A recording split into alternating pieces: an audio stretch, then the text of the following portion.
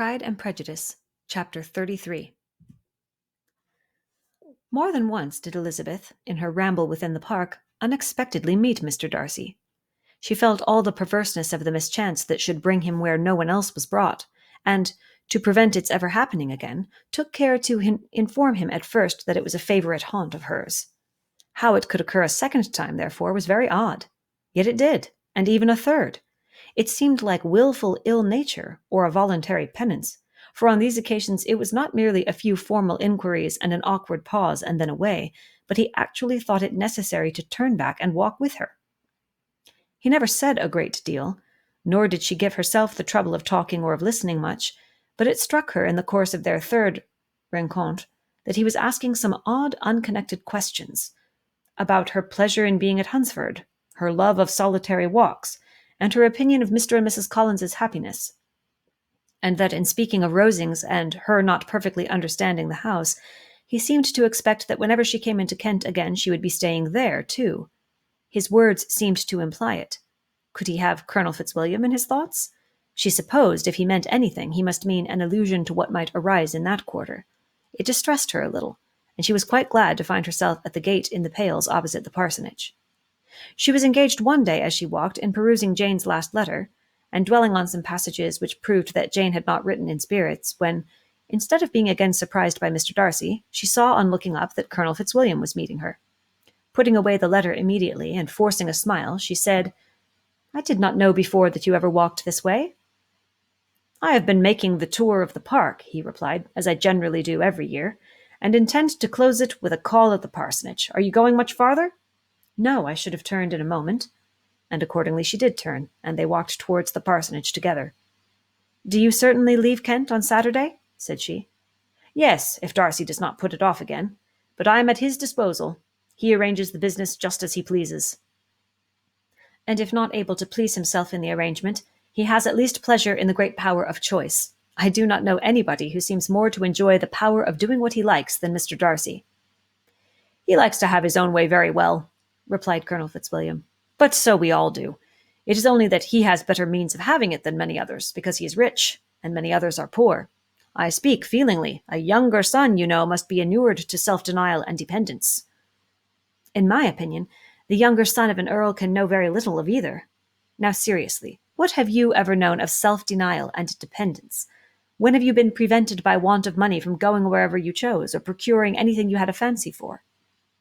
"These are home questions, and perhaps I cannot say that I have experienced many hardships of that nature. But in matters of greater weight I may suffer from want of money. Younger sons cannot marry where they like." "Unless where they like women of fortune, which I think they very often do." "Our habits of expense make us too dependent, and there are not many in my rank of life who can afford to marry without some attention to money." "Is this," thought Elizabeth, "meant for me?"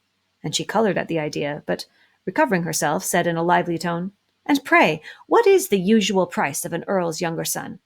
Unless the elder brother is very sickly, I suppose you would not ask above 50,000 pounds. He answered her in the same style, and the subject dropped. To interrupt a silence which might make him fancy her affected with what had passed, she soon afterwards said, "I imagine your cousin brought you down with him chiefly for the sake of having someone at his disposal. I wonder he does not marry, to secure a lasting convenience of that kind. But perhaps his sister does as well for the present, and as she is under his sole care, he may do what he likes with her." "No," said Colonel Fitzwilliam, "that is an advantage which he must divide with me. I am joined with him in the guardianship of Miss Darcy." "Are you indeed? And pray what sort of guardians do you make? Does your charge give you much trouble? Young ladies of her age are sometimes a little difficult to manage, and if she has the true Darcy spirit, she may like to have her own way." As she spoke, she observed him looking at her earnestly, and the manner in which he immediately asked her why she supposed Miss Darcy likely to give them any uneasiness convinced her that she had somehow or other got pretty near the truth. She directly replied, "You need not be frightened. I never heard any harm of her, and I dare say she is one of the most tractable creatures in the world. She is a very great favourite with some ladies of my acquaintance, Mrs. Hurst and Miss Bingley. I think I have heard you say that you know them." "I know them a little. Their brother is a pleasant, gentlemanlike man. He is a great friend of Darcy's." "Oh, yes," said Elizabeth dryly. "Mr. Darcy is uncommonly kind to Mr. Bingley, and takes a prodigious deal of care of him." "Care of him? Yes, I really believe Darcy does take care of him in those points where he most wants care. From something that he told me in our journey hither, I have reason to think Bingley very much indebted to him. But I ought to beg his pardon, for I have no right to suppose that Bingley was the person meant. It was all conjecture." "What is it you mean?" "It is a circumstance which Darcy could not wish to be generally known, because if it were to get round to the lady's family, it would be an unpleasant thing." "You may depend upon my not mentioning it."